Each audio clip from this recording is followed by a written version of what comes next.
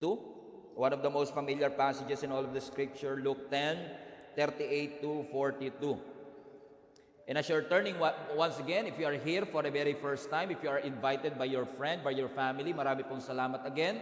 Sana po hindi ito yung una't huli, kundi simula pa lamang po ng mas matagal nating pagsasama. My name is Stephen. I get the honor and privilege of leading this amazing church. Kasama po si Jenny, ang pinakamagandang babae sa balat ng lupa. At i-lead po ang amazing church na ito, in which, of course, very proud tayo sa lahat ng mga leaders and volunteers ng ating simbahan. Luke 10:38 to 42. Fasten your seatbelt.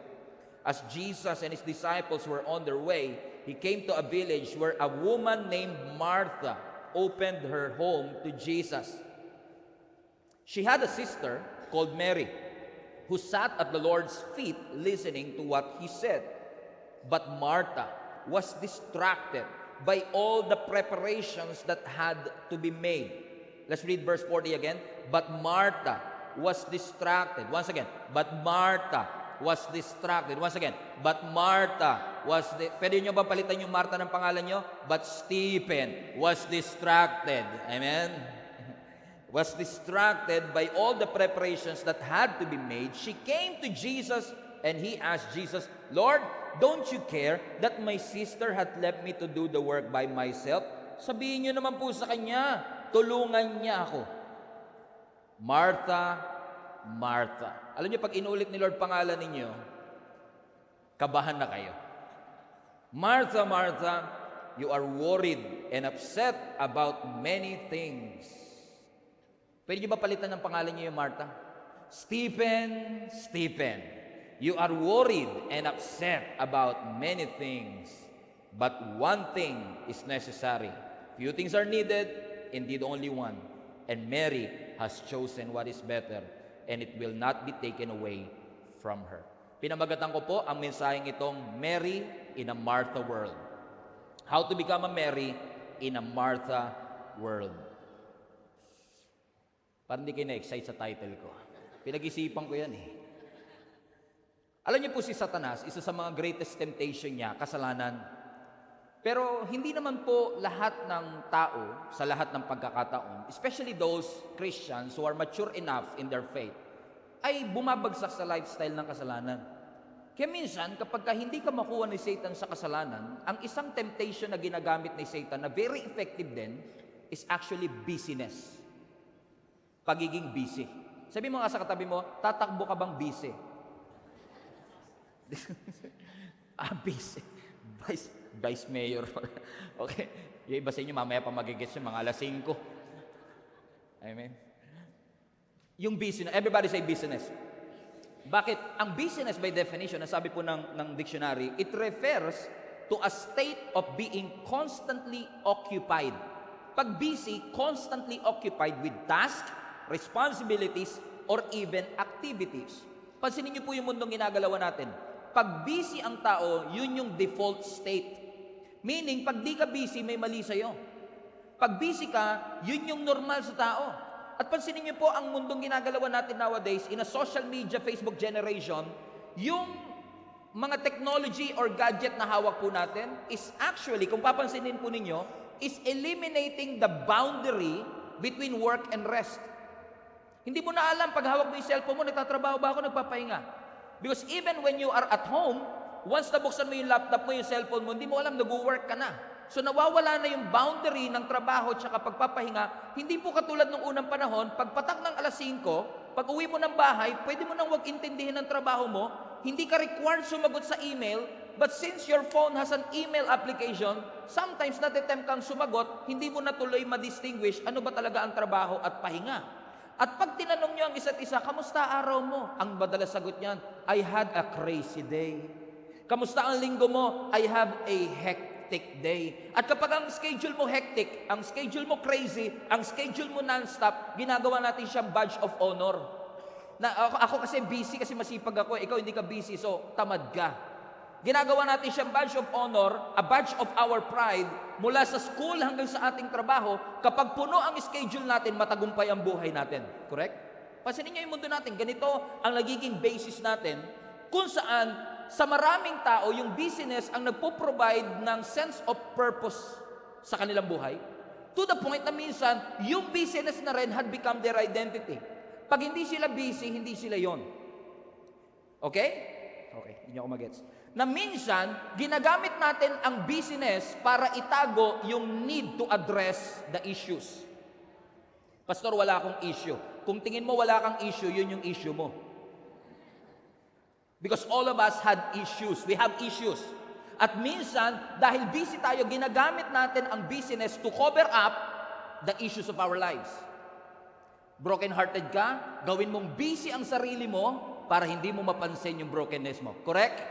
So ngayon, hindi mo na pinoproseso yung nararamdaman mo, ginagawa mo na lang busy ang sarili mo para makalimutan ang tunay na nararamdaman mo. Bakit? Kapag busy ka kasi, wala kang time mag-reflect.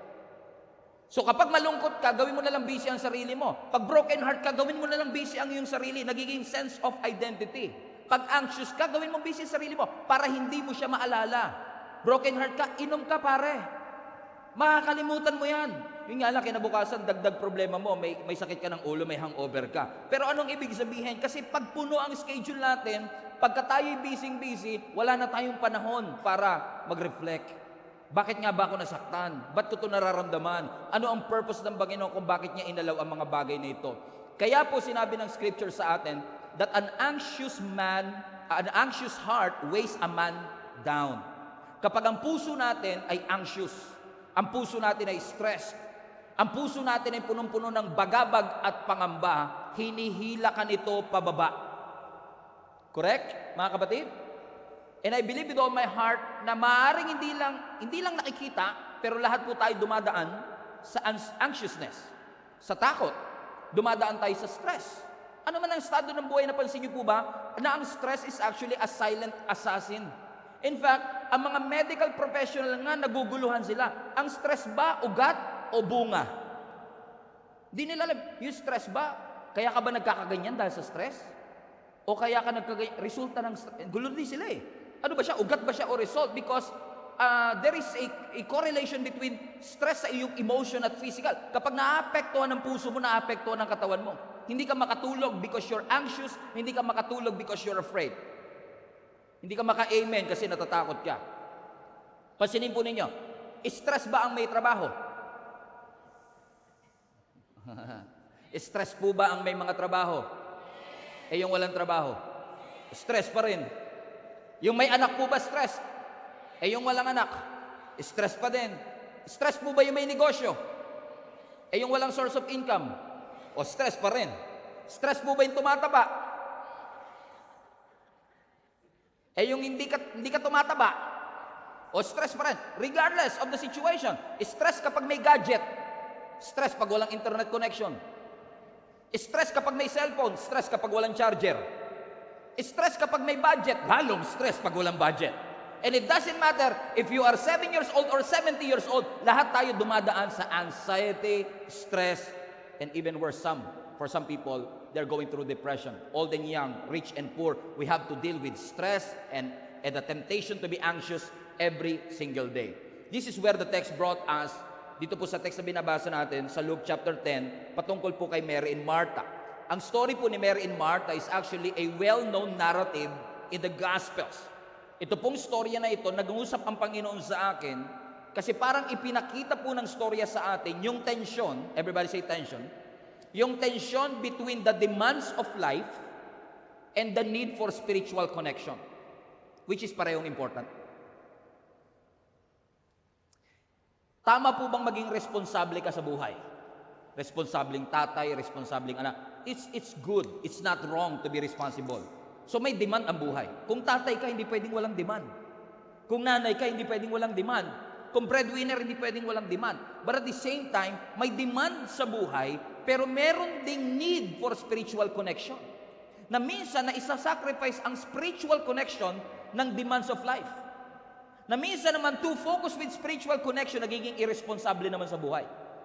Naunawaan nyo? So, nangusap ang Panginoon sa akin through this text na how to balance between the demands of everyday life to the importance of spiritual connection, lalo na po sa gitna ng very busy na society that we are in, service-oriented life, ini-encourage po tayo ng Panginoon through this text na mag-reflect po tayo paano po natin aayusin ang mga priorities natin ng tama.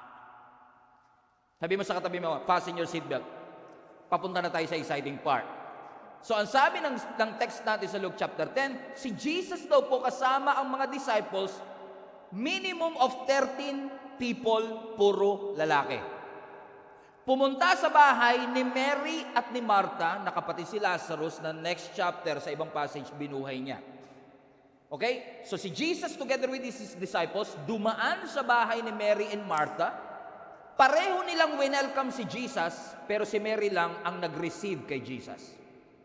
Kasi ang sabi ng Scripture, nung pumasok ang ating Panginoon kasama ang mga disciple, ang sabi ng Scripture sa verse 39, she had a sister called Mary, 39 anak, who sat at the feet listening to what he said.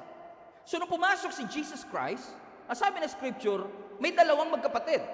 Si Martha, si Mary.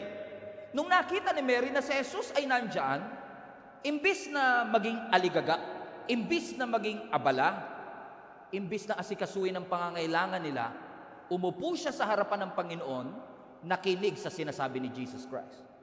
Pero ang sabi ng verse 40, kapatid mo to, katabi mo to, asawa mo to, lolo mo to, but Martha was distracted by all the preparations that had to be made. Pansinin nyo, dalawang babae, dalawang magkaibang posture. Yung isa naglilingkod, yung isa nakaupo. Pero parang sa tingin ni Jesus Christ, mas matimbang yung nakaupo sa kanyang presensya kaysa naglilingkod para sa kanya. A story which contrasts these two types of devotion. Hindi natin pwedeng sabihin hindi devoted si Martha. Devoted din siya. Kaya nga niya gustong pagsilbihan ng Panginoon. Pero yung devotion niya, merong misaligned ng priority. Which almost reminds me, mga kapatid, na hindi pala porket naglilingkod, hindi na required umupo sa presensya ng Diyos. So this story reminds me na hindi magkalaban ang work at ang presence ni Lord. Hindi masamang mag-serve at the same time magkaroon ng relationship kay Jesus Christ. Hindi siya Mary versus Martha. Hindi magkaaway ang work at ang devotion kay Lord. Hindi tayo pinagbabawalan ng Diyos maging responsable at magtrabaho. Pero ang sabi ni Lord sa akin, hindi siya Mary versus Martha, dapat siya Mary before Martha. Let that sink in for a while. Na hindi masama ang service, pero lagi niyong tatandaan, umupo muna sa presensya ng Diyos bago ka maglingkod. Parehong devoted, misaligned yung isa. Again, si Martha naglingkod, naghanda, nagluto, nag-organize. Si Mary umupo, nakinig, natuto, naging present. Parehong mabuti ang kanilang ginawa, pero yung isa, yun ang natatangi. Hindi pala porket mabuti, dapat una. Wala na nag-i-amen ha. Yung nasa unahan na lang. Mga volunteer pa naman yun nandito. Amen? Ulitin ko lang. Let's just dissect for a while. Let's think about this for a moment. Mali po ba ang ginawa ni Martha? Mali po bang ipagluto niya si Jesus? Mali po bang maghugas siya, mag-ayos siya ng kusina, ayusin niya ang lamesa para makakain si Jesus at ang mga disciple? No. Mary o Martha is not doing a bad thing. Martha is not doing the wrong thing. But hindi niya ginagawa, hindi mali ang ginagawa niya, pero hindi yun yung best. So tama ang ginagawa niya, pero hindi yun yung best. Tama ang ginagawa niya, pero hindi yun yung number one. So hindi pala porke tama ang ginagawa ko, yun yung best thing that I should do. There is nothing wrong with what Martha is doing. But there is something wrong with what Martha is choosing. Pinili niya yung maglingkod bago umupo sa presensya ng Diyos. Sinacrifice niya yung best sa good. It's good to work. It's good to provide for the family. It's good to take care of the bills. It's good to take care of your children. But always remind yourself, ang best, to sit at the feet of Jesus. That's what's best. Kaya, nung si Martha aligaga, ta si Mary nakaupo, Naligaga lalo si Martha. Gano'n naman kasi talaga, no? Pag pawis ka na hirap ka na, tapos may nakita kang kapatid mo, anak mo, nakaupo lang doon sa sopa, nagmo-Mobile Legends, Clash of Clans. Di ba, maiinis ka, nakakainis naman talaga, di ba? Amen? Parang kayo yung nasa kabilang side, yung nakaupo lang. Nakakainis, di ba? Kaya si Martha, nung nakita niya yung kanyang kapatid na supposedly tumutulong sa kanya, hindi lang si Jesus pinaglilingkuran niya, 13 lalaki ito. Hindi madali ang preparasyon. Kaya nung siya'y aligaga, nakita niya yung kapatid niya si Mary. Pansin niyo talaga minsan, pag ikaw busy ka, tapos garag ka na, tapos may nakita kang haya-hayang buhay, may mga kasama ba kayo sa buhay? Kami ni Jenny, pagka nagta-travel kami, ako yung busy sa navigation, logistics. Siya, ganun lang siya. Saan tayo? Ganun lang siya eh. Andiyan si Jenny yata sa unahan. Okay, wala, buti na lang. Okay. Amen. So, may mga, kaya nung nakita ni Martha na itong si Mary is so, parang passive and sitting at the feet of Jesus, nirebuke niya, hindi si Mary. Sabi niya, Lord, don't you care that my sister, Lord, pwede niyo ba akong tulungan? Baka pwede niyo po siyang pagsabihan na tulungan ako. And Jesus answered what? Verse 40. Anong sabi ni Jesus Christ? But Martha was distracted by all the preparations that he had made. So she came to him, Lord, don't you care that my sister has left me to do to myself? Tell her to help me. Hindi niya makausap yung kapatid niya, pinapakausap niya na lang si Lord. Ayaw niya, madalas mangyari sa akin yan eh. Kausapin mo ngayon anak ko, pastor, ayaw magbago eh. Ako pinapakausap, pero sila naman yung nanay. Kasi minsan, di ba, may mga time na hindi talaga makikinig sa inyo, minsan sa ibang boses makikinig. Normal naman yun. Next verse, verse 41. Next verse. Martha, Martha. Ang ganda ilagay yung pangalan natin dyan, no? Stephen, you are worried and upset about many things. But one thing is necessary. Isa lang ang pinakamahalaga. Tama ang puso ni Martha, pero misaligned yung kanyang priority. Masyado kang maraming pinagkakaabalahan. Ito lang dapat ang inuna mo. Tuloy, ang resulta, si Martha worried and upset. Itong si Mary, calm and present. Why? Because Mary chose to do the right thing. Pansinin niyo ang contrast. Si Martha, he is doing something for Jesus. Si Mary, he is being with Jesus. Big difference. Hindi pala porket may ginagawa ako sa Panginoon, yun yung best na pwede kong magawa. Kasi kahit gawin ko ang lahat para sa Panginoon, pero mas pinipili ko pa yung ginagawa ko para sa Diyos kesa yung makasama ang Diyos and to be with His presence, talagang masasabihan ka ng Stephen, you are worried and troubled about many things because only one is necessary. Yung balanse ng doing for God and being with God. Si Martha, prioritize niya yung activity. Si Mary, prioritize niya yung intimacy. So, hindi porkit may activity, may intimacy. Hindi porkit naglilingkod, may intimacy sa ating Panginoon. Activity doesn't equate intimacy. Si Martha, distracted. Si Mary, devoted. And God, pansinin niyo sa scripture, si Lord, gustong-gusto niya talaga na tayo ay mag-spend ng panahon para sa Kanya. Alam niyo po ba yan? Tingnan niyo. For example, yung mga Israelites. Nung nilabas po ni Lord yung mga Israelites from Egypt to the Promised Land, sino ang ginamit niya para maging leader ng mga Israelites? Si Moses. Sabi ni Moses, Lord, anong sasabihin ko sa Paraon kapag tinanong ko sino nagsugo? Sabi mo, I am who I am. Lumapit siya sa Paraon. Sabi ni Moses kay Paraon, presidente ng Egypt, let my people go. Ang sabi ni Lord. Sabi ni Paraon, bakit? Because, sabi ng scripture, let my people go so that my people will worship me in the wilderness. Diba, ang purpose hindi maghatid ng freedom, hindi maghatid ng breakthrough. Sabi ni Lord, palayain mo yan, gusto ko silang makasama. God wants to be with you. Yun ang intention niya. Hindi kanya pinagpapala para yung pagpapala mag-alis sa'yo sa presensya niya. Hindi kanya binibless para yung blessing ang maging division ng relationship mo sa Kanya. Kaya Kanya binibless para ma-realize mo na Siya yung nagbigay nito at Siya ngayon ang iyong pasasalamatan sa lahat ng binigay niya sa iyo. Yun nga lang minsan, nilalamon ng blessing yung relationship mo sa blesser. Masyado tayong addict sa healing, wala na tayong relationship sa healer. Naunawaan niyo mga kapatid?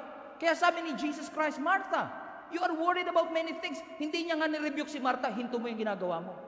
Mali yan. Hindi sinabi ni Lord na mali eh. Okay yan. Pero distracted ka dyan, ito unahin mo. Mary chose what is best. Bakit? Alam ni Jesus Christ, alam po nating lahat, na kung ano man ang pipiliin natin sa dalawa, meron pong epekto sa ating buhay. Piliin natin ang service over sitting, may epekto po yan. Pero piliin mong kasama ang presensya ng Diyos, meron pong epekto yan. Minsan nga lang, yung epekto ng decision, delayed. Napasin nyo ba yan? Minsan yung may matawag nila dyan is delayed effect. No? May mga decision tayo sa buhay na delayed ang epekto sa ating buhay. Correct po ba mga kapatid? Pero either way, lahat po yan may consequences. Kung ano man ang pipiliin mo, ano man ang iyong maging action, ano man ang iyong mga desisyon, hindi man immediate ang visibility ng result. Apparently, it will show. Because your priorities will shape your reality. Pag hindi mo inuna yung dapat number 1, pati number 2 damay. Kaya ang pinaka-importante dapat inuuna.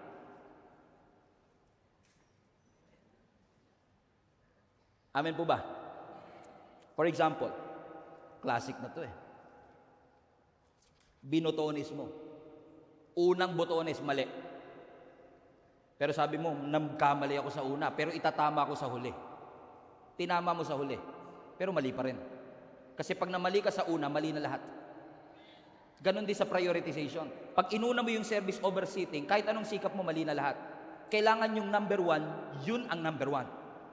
Kaya sa mga Christian, alam niyo, napakadali na po ng priority sa buhay natin. Ano sabi ng Bible? Seek first the kingdom of God and His righteousness, and all these things will be added unto you. Sinuportahan niya ng Psalms 23 verse 6, blessings and mercy shall follow you all the days of your life. Sino sa inyo gusto niyo habulin kayo ng blessing?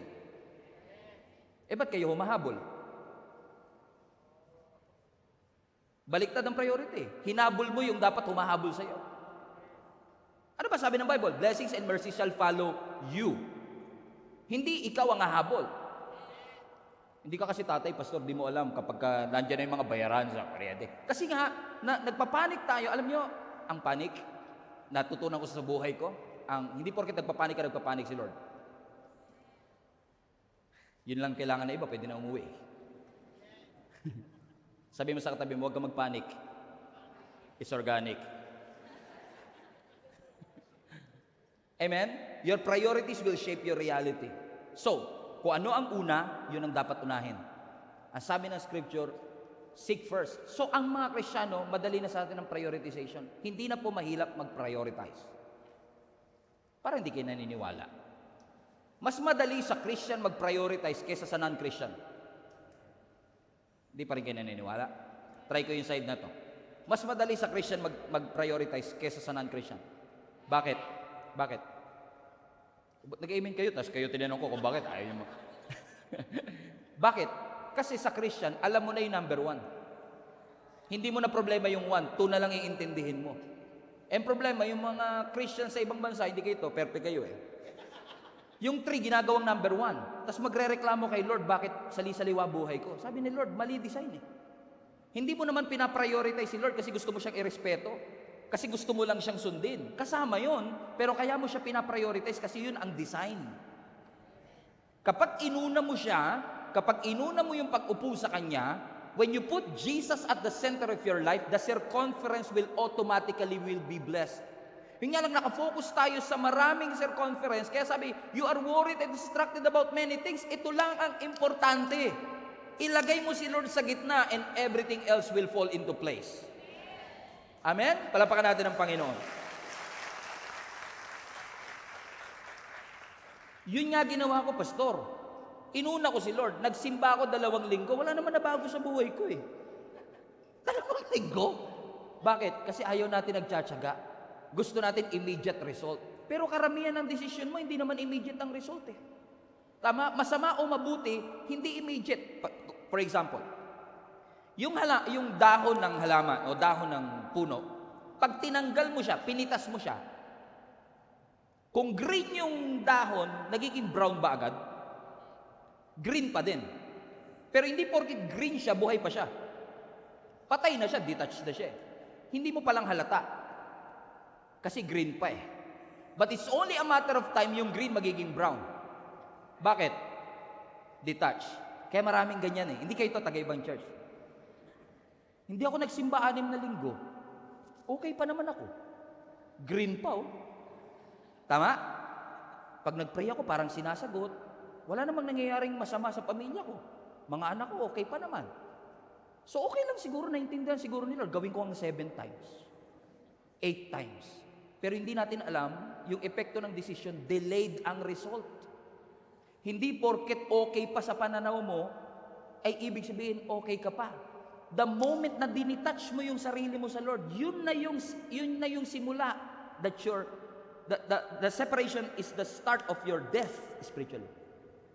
The moment you detach yourself, nawawala tayo. Kaya minsan may nagtanong sa akin, Pastor, ba't kaya ganun, no? Nung hindi na ako nag-church, nung hindi na ako nagpe-pray, sunod-sunod yung mga desisyon kong mali. Napansin niyo rin po ba yun? Mapapansin niyo po yan. Pagka ikaw, lumayo ka kay Lord, for example, hindi ka na nagpe-pray, hindi ka na nagbabasa ng Bible, parang nakalimutan mo na siya, birthday mo na lang siya maaalala. Mga ganun. Sabi mo, ba't kaya ganun? Nung lumayo ako kay Lord, parang I made a lot of stupid decision. And one day, somebody told me, ba't kaya ganun, Pastor? And my answer is very simple. Kasi kung yan si Lord, lumayo ka, hindi lang presence ni Lord nilayuan mo. Pati source ng wisdom nilayuan mo. Source ng peace nilayuan mo. So wag ka nang magtaka kung di ka payapa rito. Kung wala kang wisdom dito. Kung saliwa ang buhay dito. Kasi ang tunay na wisdom nandun sa presensya niya. Ang tunay na wisdom nandun sa presensya ng Diyos. So the more that you are intimate with Jesus, yung wisdom dumarating. So para sa akin, mga kapatid, gusto kong i-remind, alam mo, tinuruan ako ng Lord dito. Intimacy is paramount sa Christian life. Yan ang number 1. Kailangan meron tayong right relationship kay Lord. Kasi hindi porkit hindi pa natin nakikita ngayon, wala siyang epekto. Pero the moment na nagdesisyon ka ngayon, naayusin ang buhay mo, magsimba, may struggle, may challenges, pero may epekto ito. Hindi lang sa'yo, pati sa mga magiging anak mo in the future. Kung itutuloy mo, kung magiging consistent ka rito, kapatid. Amen ba, mga kapatid? Sino sa inyo, nung nag-sit up kayo, nag-exercise kayo? Wala nag-exercise, ha? Oh, sino sa inyo, pag nag-exercise po kayo, limbawa nag-sit-ups kayo. Pag nag-sit-ups ka ba, meron ka na kagad abs? Absent pa rin, di ba? Absent pa rin yan eh. Kaya minsan napo-prostrate ka, pag sit-up mo, 500 sinit-up mo, sakit na yung tiyan mo, tingin ka sa mirror, wala ah. Bakit? Nag-aantay ka ng immediate result. Di ba? Pero hindi porket wala kang makita, walang nangyayari. Kaso sinukuan mo na kagad. Amen? Aatin ako ng growth track. Nakatapos ako ng Discover Series, wala naman nangyari sa buhay ko. Sumuko ka kasi kagad eh.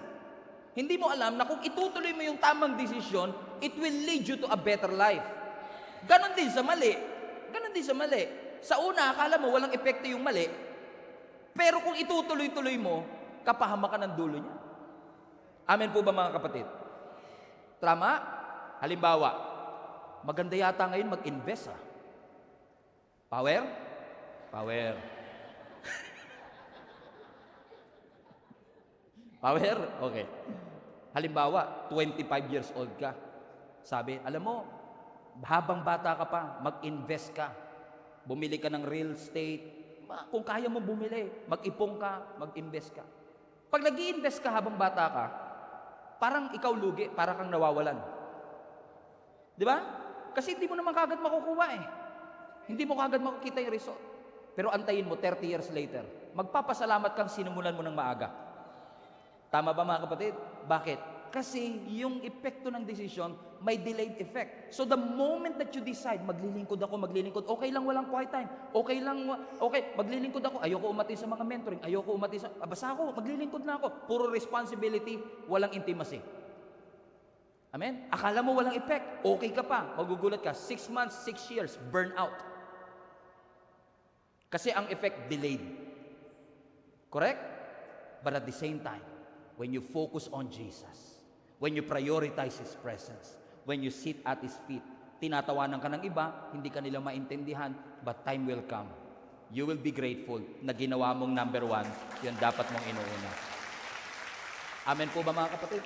Actually, yung principle na yan, tied up din po yan sa principle ng sowing and reaping eh.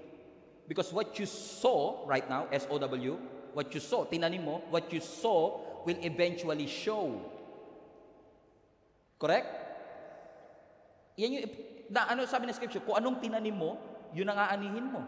But you don't reap on the same season that you sow. Hindi ka umaani sa parehong season. Hindi porkit nagtanim ka ngayon, nandito na kagad ang ani. Tama? But what you sow right now will eventually show. So when you prioritize God today, it will show 10 years from now. When you prioritize business, when you prioritize your life, kailangan ko gawin to, kailangan ko maghabol, kailangan ko magpakayaman, in which hindi po mali. Just want to clarify. Amen? Mali, alam nyo mali, yung maging irresponsable. Mali yon.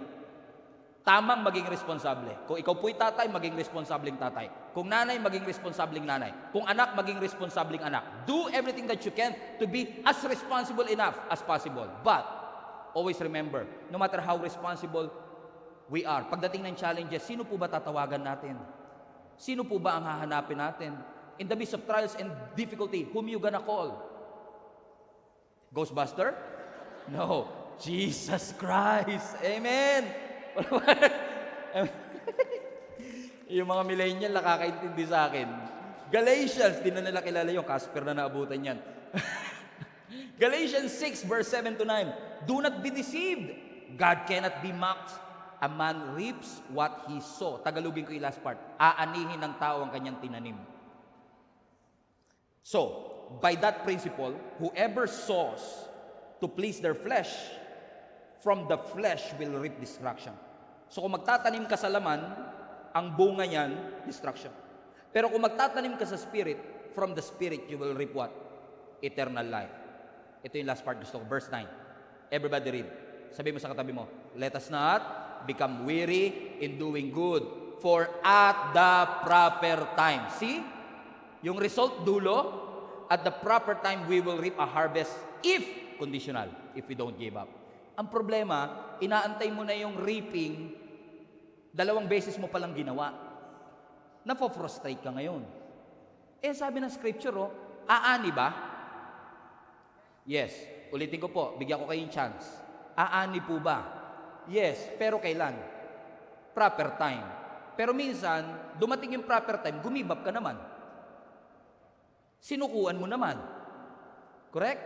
So, ang sinasabi ni Apostle Paul sa Galatians, yung ginagawa nyo mabuti, huwag nyo hintuan. Every week ka nagsisimba, ba't mo ihinto yun? Yung mga chismosa nga, hindi huminto sa mali. Yung mga magnanakaw nga, hindi huminto sa mali. Tapos ikaw, mabuti ginagawa mo, ihinto ka? Sabi, do not give up in doing good. Hindi porket hindi mo nakikita yung resulta ng choice mo ngayon, hindi ibig sabihin walang epekto yan. So sinasabi ni Apostle Paul sa atin, do not give up. Huwag kang maging weary dahil wala kang makitang resulta. For in due season you will reap. Amen? So yung pananalangin mo, pag-i-invite mo ng mga kaibigan mo, pag-i-invite mo ng pamilya mo, kung sa 3 invite mo, wag mo sukuhan, pag di sila sumama. Ulit-ulitin mo, kulitin mo. Amen. Eh, pag swimming nga, inaaya nyo sa swimming, lilibre nyo pa eh. Amen? Naalala ko yung, pagka ito ang usapan, naalala ko yung nanay ko eh. Kasi kami magkakapatid, 5 kami eh, 5. Ako lang may itsura.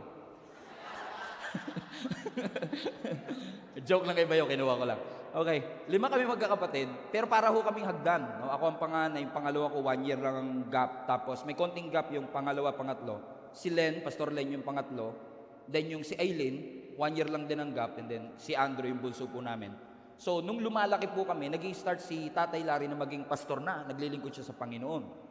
At dahil naglilingkod siya, talagang nahihirapan silang i-navigate. No? Ano ba, maglilingkod ba tayo o iaalagaan natin, iiwan na lang ba natin yung mga anak natin para makapag-serve tayo ng walang distraction? Pero pinili nila na every Sunday, dadalhin talaga kami. Kahit nakakommute, kahit mainit, kahit mahirap.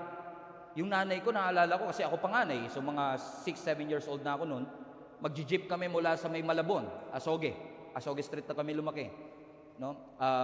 Diyan sa may Tugatog, Malabon, mag-jeep kami hanggang dito sa may Caloocan. So pag nag-jeep kami, nanay ko parang Christmas tree. May sabit na Santa Claus dito, may sabit na regalo rito. Para siyang Christmas tree, dadadala niya kami. Every week yun. sa loob ng ilang dekada. Pero hindi niya sinukuan. Sa una, hirap na hirap siya. Akala niya walang epekto. Kasi pag uwi ng bahay, makulit pa rin anak niya. Pag uwi niya ng bahay, hindi pa rin naghuhugas. Nagtatalo pa rin kung sino maghuhugas ng tanghali at gabi. Pero yung ginagawa niya, delayed ang effect eh. Sino ba mag-aakala naging pastor yung dalawa sa anak niya? Lahat naglilingkod sa Panginoon. O kung hindi niya ginawa yun, kung hindi niya pinili yun noon, kung hindi niya pinagtiisan yun noon, baka nagmumroblema siya kung paano i-fix sa dulo. Pero dahil pinili niya ang mas mainam, delayed ang effect, pero may resulta po in the future. Huwag niyong sukuan porke mahirap. Kasi in due season you will reap.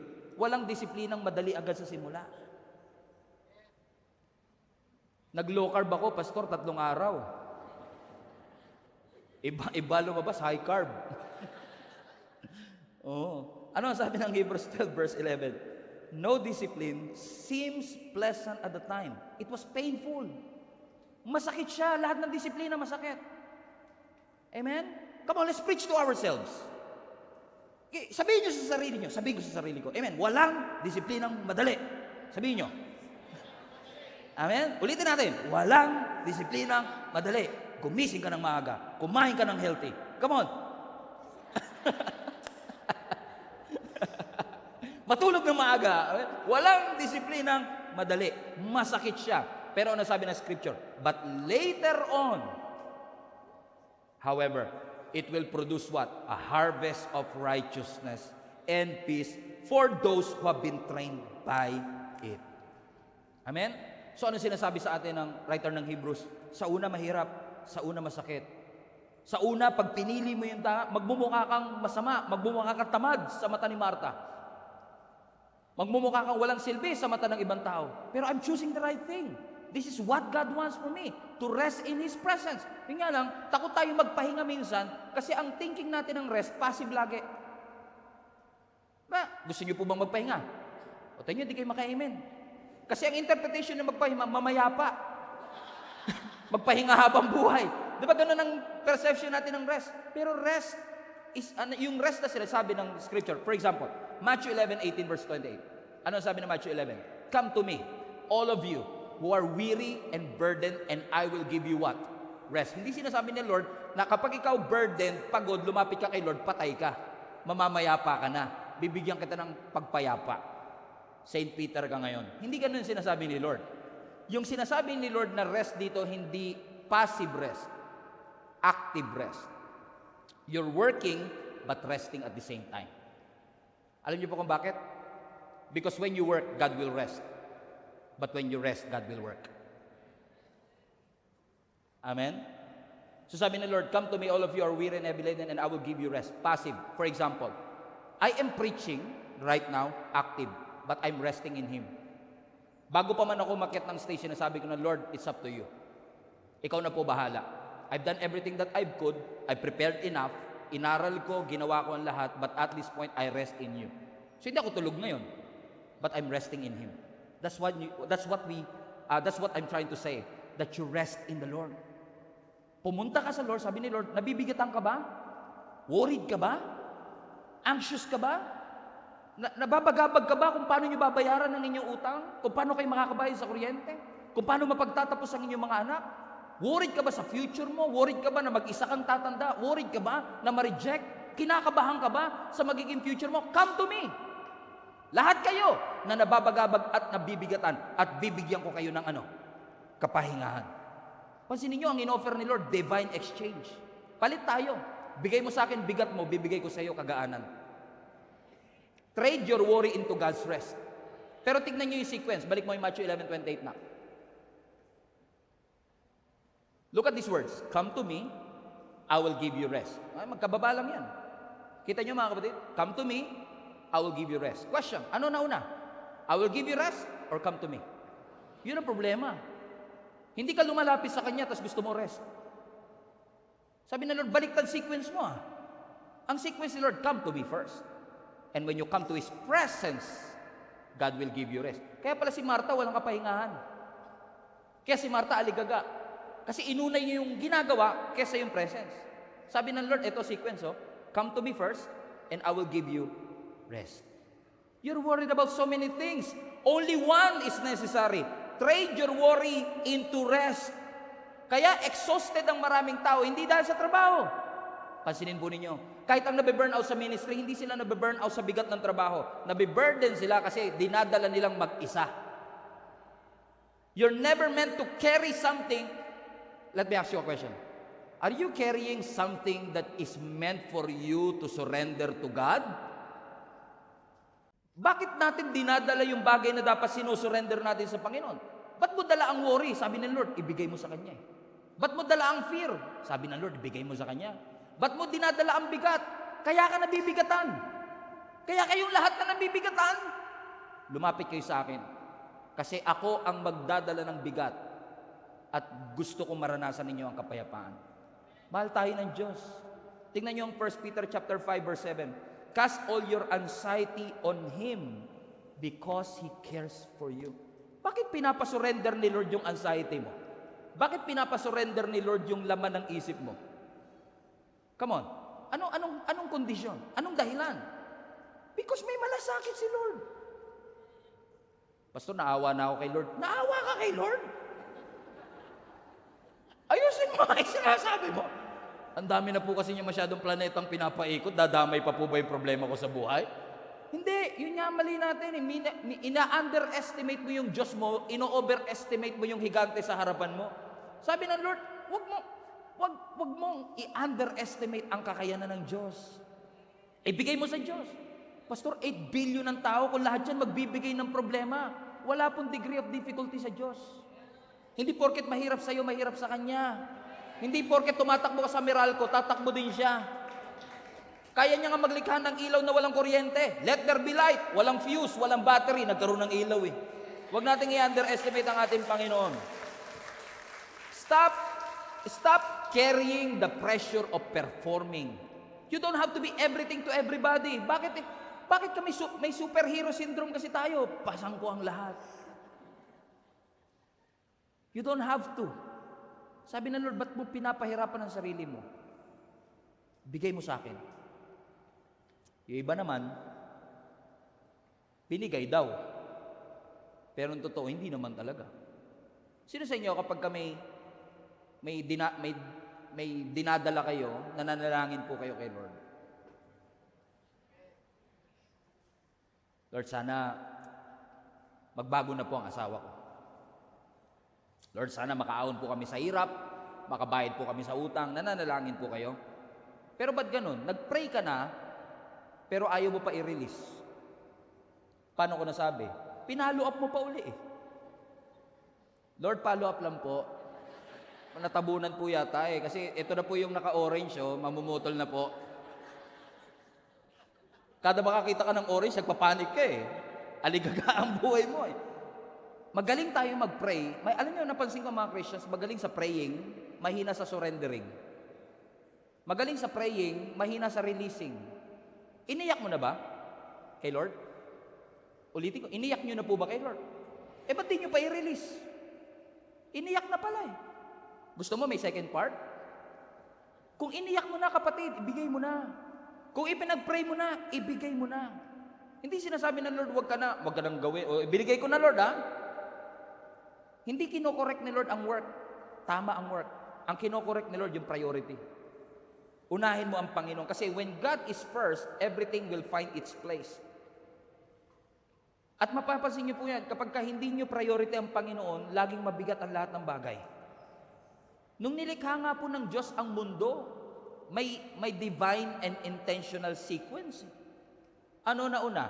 Tao o oxygen? Diba? Eh kung ang Diyos hindi intentional, kung ang Diyos hindi marunong mag-priority, what could have happened? On the first day, in the beginning, God created the man. First day, nilikha ang tao. Hinubog tayo sa kanyang wangis, hiningahan.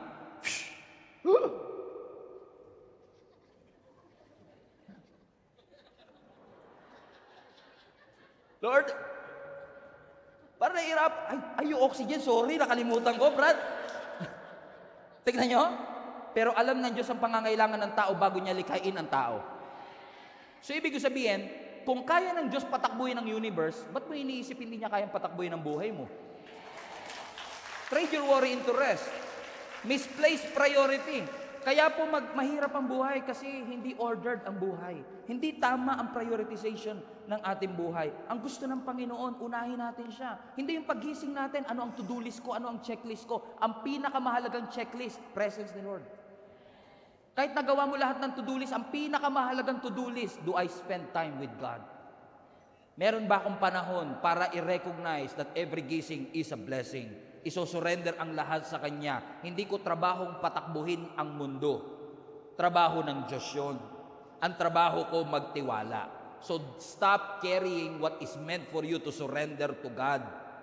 Some things are not yours to control. Magkaroon ka naman ng boundary from time to time. Learn to say no. Amen? At sabihin mo, Lord, I entrust everything to you. Amen po ba mga kapatid? You don't have to be everything to everybody. And you should know it by now. God is in control. Alam mo na? Mahal mo na. Wala ka na magagawa. Mahal mo na. Palapakan natin ang Panginoon. God is good. So just like our Lord Jesus Christ is asking you, calling you, Martha, Martha, you are troubled and worried about so many things. One thing is necessary. Prioritize God, and everything else will fall into place. The right response to all this anxiety, stress,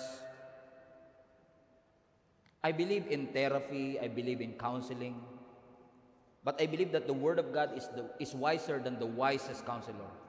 I believe that the Word of God is wiser than the wisest therapist. At niresitahan tayo ng Panginoon sa Biblia ng iba't ibang mga pamamaraan in case daraan tayo sa mga tagpo ng buhay natin na ma-anxious tayo, matatakot tayo. Ano sabi ni Lord sa atin si John 14? In this world you will experience many trouble, but take heart, for I have overcome the world. My peace I leave with you. Iniiwan ko ang kapayapaan sa inyo. Ano sabi ng Psalm 56? Do not worry about tomorrow. Kapag natatakot ka, ibigay mo ang pagtitiwala mo sa ating Panginoon.